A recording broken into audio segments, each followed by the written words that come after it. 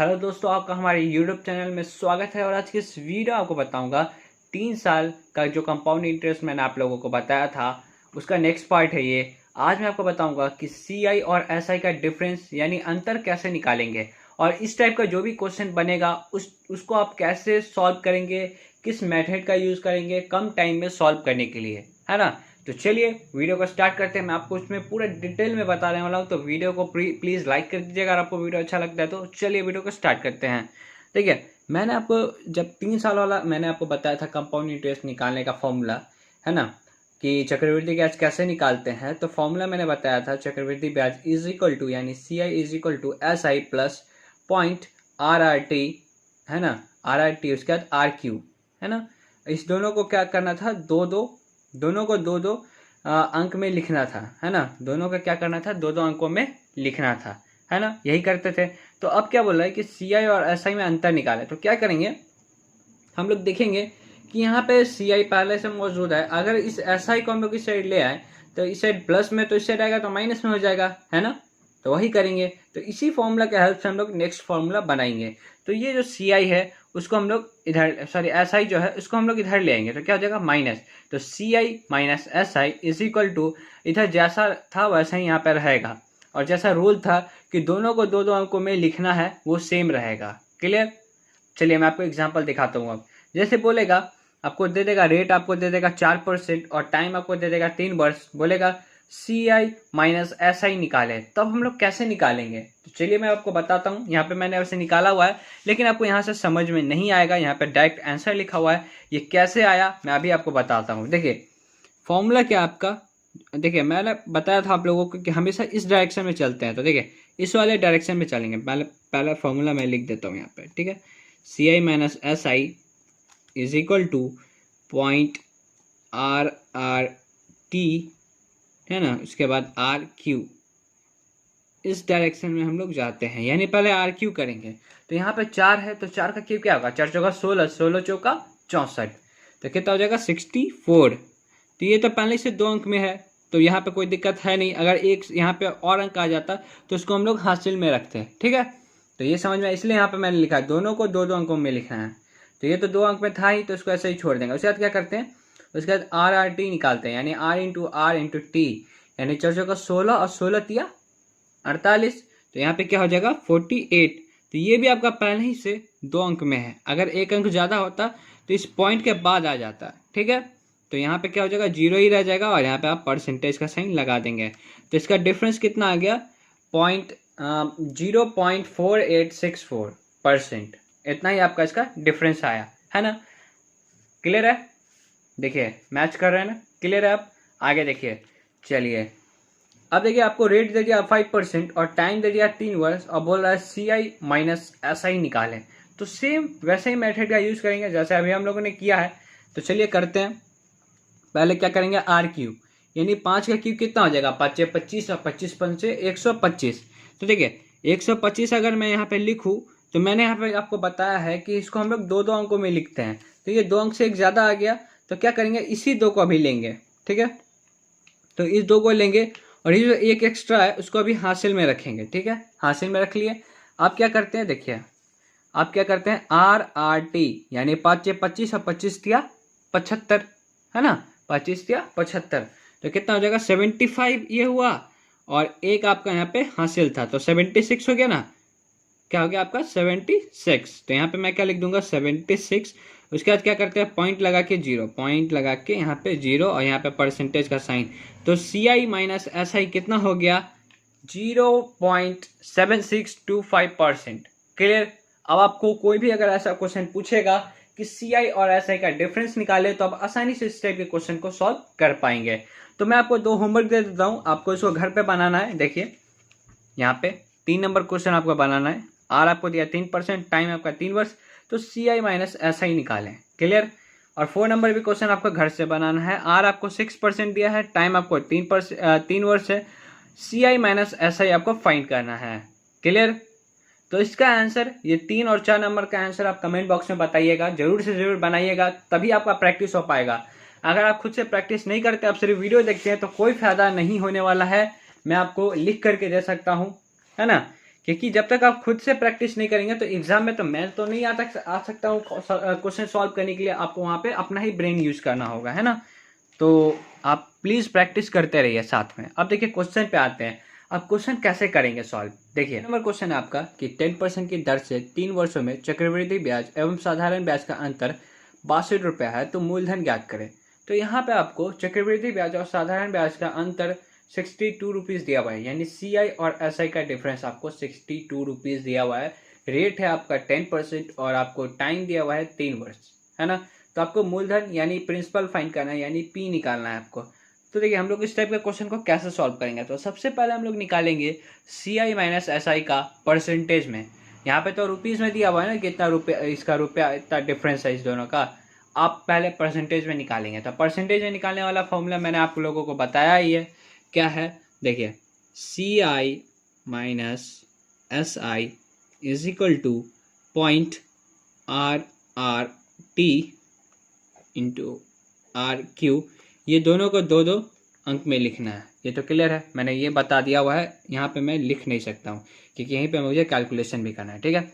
तो देखिए यहाँ पे क्या करेंगे, पहले RQ करेगा। तो R है आपका 10, तो 10 का क्यूब कितना हो जाएगा, देखिए 10 का स्क्वायर हो जाता है 100। फिर 100 को अगर आप 10 से मल्टीप्लाई करेंगे तो कितना हो जाएगा, 1000, है ना, 1000 होगा।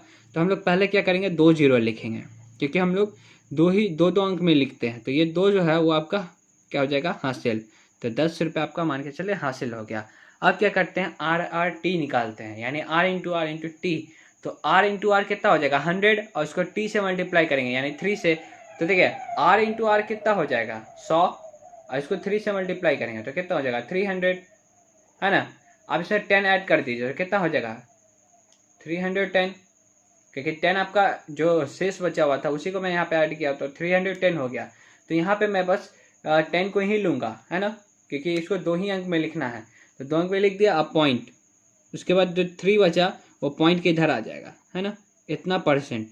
ये इसका आपको डिफरेंस निकल गया। तो देखिए दशमलव के बाद जो जीरो होता है उसका कोई वैल्यू नहीं होता है, तो हम लोग उसको डायरेक्ट लिख सकते हैं 3.1%, है ना, इतना हम लोग लिख सकते हैं। लेकिन हम लोगों को CI माइनस SI का डिफरेंस कितना दिया हुआ है 62 रुपीज़, और परसेंटेज में कितना दिया हुआ है 3.1%, है ना, और रुपीज़ में आपको दिया हुआ है 62 रुपीज़। तो ये दोनों एक दूसरे का इक्वल होगा, है ना, दोनों इक्वल होगा ना। देखिए 3.1% is equal to 62 rupees, equal होगा क्योंकि ये भी डिफरेंस है और वो भी डिफरेंस है। ये बस परसेंटेज में है और वो रुपीज़ में है, तो दोनों इक्वल होगा, तो दोनों के इक्वल लिख सकते हैं। तो इसके हेल्प से हम लोग 1% का वैल्यू निकालेंगे।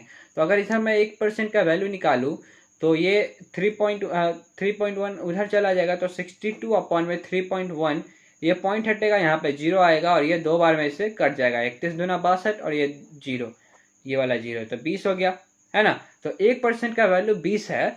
तो अब हम लोग इसका अगर 100% निकाल लें, यानी दोनों साइड 100 से मल्टीप्लाई कर दे, तो इधर हो जाएगा आपका 100% और इधर हो जाएगा आपको 20 को अगर 100 से मल्टीप्लाई करेंगे तो 2000। तो यही 2000 आपका मूलधन हो जाएगा, यानी यही आपका P हो जाएगा, है ना, यही आपका आंसर हो जाएगा। बोलेंगे ऐसा क्यों, तो देखिए मूलधन अपने आप में 100% होगा, तो इसीलिए ये जो 100% है वही आपका मूलधन होगा। तो 2000 रुपये आपका क्या हो जाएगा P, यानी मूलधन।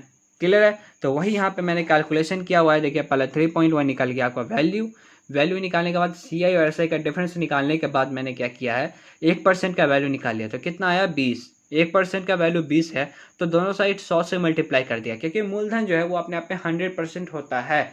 तो इसको मैं क्या करूँगा 100 से मल्टीप्लाई, तो 100% इज इक्वल टू 2000, है ना। तो मूलधन आपका कितना हो जाएगा 2000। सिंपल, आगे बढ़े, चलिए 5 नंबर क्वेश्चन हो गया। अब 6 नंबर क्वेश्चन देखते हैं। 6 नंबर क्वेश्चन आपका 6% चक्रवृद्धि ब्याज के दर से 3 वर्ष में कोई मिश्र धन अपने मूलधन से कितना अधिक होगा। देखिए क्वेश्चन को थोड़ा सा ट्विस्ट कर दिया गया है और कुछ नहीं, बस यहाँ पे क्या क्वेश्चन घुमाया गया है। देखिए 6% चक्रवृद्धि ब्याज के दर से 3 वर्षों में कोई मिश्र धन अपने मूलधन का कितना अधिक होगा। तो देखिए मान के चलिए आपका, देखिए मैं आपको एग्जांपल दिखाता हूँ। मान के चलिए आपको बोला क्या, मिश्र धन अपने मूलधन से कितना अधिक होगा, यही पूछ रहा है ना। तो देखिए पहले मैं आपको बता दूं, मूलधन पहले ए तो आप लोग समझते होंगे क्या होता है मिश्र धन। अगर आपका ए मान के चलिए 3000 रुपया है ना, ए आपका 3000 है, और आपका प्रिंसिपल मान के चलिए 2000 रुपये, ठीक है। तो पूछ रहा है कि मिश्र धन अपने मूलधन से कितना अधिक होगा। तो ये जो धन है वो कितना अधिक है, 1000। तो ये जो 1000 है वो 1000 अधिक है। देखिए मूलधन से ये मिश्र धन 1000 ज्यादा है, ये 2000 है तो ये 3000 है, तो 1000 का डिफरेंस आया। तो ये जो आपका 1000 है, ये इसी को तो हम लोग क्या बोलते हैं, ब्याज। ये जो एक्स्ट्रा पार्ट आता है वही तो आपका क्या होता है, ब्याज, है ना। यही आपका इंटरेस्ट होता है कि कितना रुपया आपने उस पर इंटरेस्ट बनाया, कितना एक्स्ट्रा पैसा आपको मिलेगा। तो देखिए 2000 था और ये 3000 बन गया, तो ये कितना अधिक था, 1000। तो ये जो आपको बोल रहा है कि कितना अधिक है, कहीं ना कहीं ये आपको बोल रहा है ब्याज निकालने के लिए। तो क्वेश्चन को बस घुमा दिया। अगर यहाँ पे सिंपली दिया रहता कि 6% चक्रवृद्धि ब्याज के दर से 3 वर्षों में चक्रवृद्धि ब्याज ज्ञात करें, तो आसानी से बच्चे निकाल लेते हैं। लेकिन यही क्वेश्चन में दे दिया है कि मिश्र धन अपने मूलधन से कितना अधिक होगा, बस क्वेश्चन को घुमा दिया है। इसलिए मैं बोलता हूं कि आप क्वेश्चन को मत रटिए। अगर आप क्वेश्चन रट के जाते एग्जाम में तो आपको कोई फायदा नहीं होने वाला।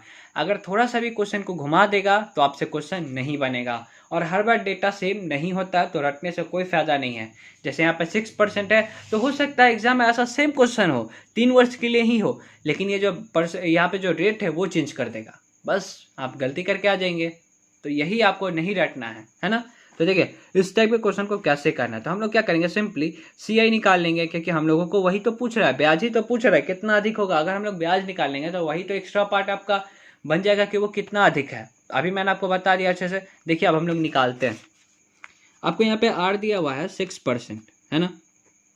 R आपको दिया है 6% और टाइम है आपका 3 वर्ष।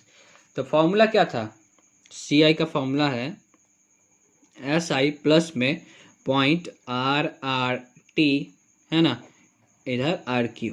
क्लियर है, यही आपका फॉर्मूला है। और हम लोग इस डायरेक्शन में चलते हैं। पहले RQ करेंगे तो 6×6 और 36 छक्के 216, है ना।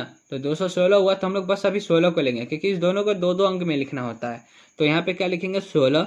ये जो 2 एक्स्ट्रा है उसको हम लोग अभी हासिल रखेंगे। अब क्या करेंगे, RRT निकालेंगे। तो 6×36 और 36 दिया। देखिए 36 और इसको 3 से गुना करेंगे तो हम लोगों को आ जाएगा 108, है ना। तो 108 आया यहाँ पे, और यहाँ पे 2 एक्स्ट्रा था, तो इसमें जोड़ देंगे तो कितना हो जाएगा, 110, है ना। 108 था, इसमें 2 ऐड हो जाएगा क्योंकि शेष था, तो 110 हो जाएगा। तो इसमें से हम लोग बस 10 ही लेंगे, ये वाला 10 लेंगे, है ना, क्योंकि इसको हम लोग को दोनों को 2-2 डिजिट में लिखना होता है। तो यहाँ पे बस 10 लेंगे, उसके बाद पॉइंट का साइन लगाएंगे। अभी यहाँ पे एक जो एक्स्ट्रा बचा था वो आपका हासिल हो जाएगा। तो एक आपका हासिल, ये वाला हासिल खत्म हो गया, अब बचा एक वाला हासिल। अब हम लोग SI निकालेंगे। तो SI का फॉर्मूला होता है R×T, है ना, परसेंटेज ब्याज वाला का। तो क्या होता है, R×T यानी 6 18 हुआ, और एक हासिल था 19, यानी 19.1016%। यही आपका हो जाएगा एक्स्ट्रा पार्ट, और यही हो जाएगा आपका, इतना ही ज़्यादा होगा मिश्र धन अपने मूलधन से। क्लियर है, कितना सिंपल क्वेश्चन था। यहाँ पे आप बोलेंगे सर एग्जाम्पल में आप क्या लिखे, तो वही चीज़ मैंने जो अभी आपको समझाया। जैसे एक बार और मैं आपको समझा दूँ। जैसे मान के चलिए आपको प्रिंसिपल दिया हुआ है 2000, है ना, और ये बन जाता है 2700, मान के चलिए 2700 रुपया बन जाता है। तो ये देखिए इसमें इससे ये कितना ज़्यादा है, ये जो आपका मूलधन है, सॉरी मिश्र धन है, वो मूलधन से कितना ज़्यादा है, तो 700 रुपये ज़्यादा है। तो ये 700 रुपये जो ज़्यादा है, यही जो 700 है वही तो आपका ब्याज होता है, वही आपका इंटरेस्ट होता है। इसी को दूसरे शब्द में, यहाँ पे 2 एरो मैंने इसलिए बनाया है। एक एरो मैं यहाँ पे बता रहा हूँ कि ये ब्याज है, और दूसरे एरो में बता रहा हूँ कि मिश्र धन अपने मूलधन से कितना अधिक है। तो ये दोनों सेम ही क्वेश्चन है, बस इसको पूछने का तरीका चेंज कर दिया है ना। क्योंकि मिश्र धन में से अगर आप मूलधन को घटाएंगे तो आपको ब्याज ही निकलेगा, तो आपको ब्याज ही पूछ रहा है वो, है ना। क्योंकि अगर यहाँ पे सिंपली पूछ जाएगा वो कि 6% चक्रवृद्धि ब्याज के दर से 3 वर्षों में चक्रवृद्धि ब्याज क्या होगा, तो सब बच्चा बना लेगा, 100 का 100 बच्चा बना लेगा। लेकिन इसी में अगर घुमा देगा तो बहुत कम बच्चा इस टाइप के क्वेश्चन को बना पाएगा, जो डीपली सोच पाएगा। जो रट के गया तो कभी भी नहीं बना पाएगा, वो बोलेगा ये क्वेश्चन कहाँ से ले लिया गया, मुझे पता ही नहीं है। ठीक है, तो आई होप आप लोगों को अच्छे से समझ में आ गया होगा। नेक्स्ट पार्ट में इससे और अच्छा क्वेश्चन लाऊंगा। तो अगर आपको वीडियो पसंद आ रहा है तो लाइक कर दे, कमेंट कर दे, शेयर कर दे, और मेरे चैनल पे अगर आप नए हैं तो प्लीज़ सब्सक्राइब करके बेल आइकन को प्रेस कर दे। तो मिलते हैं नेक्स्ट वीडियो में, तब तक के लिए अपना ध्यान रखिए। जय हिंद, जय भारत।